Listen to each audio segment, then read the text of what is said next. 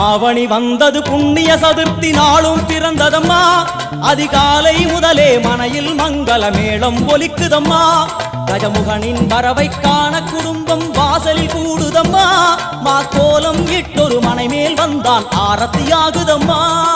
கணபதி ராஜா வந்தாராம் மனையில் இன்றே பொன்னாளாம் கணபதி ராஜா வந்தாராம் மனையில் இன்றே பொன்னாளாம்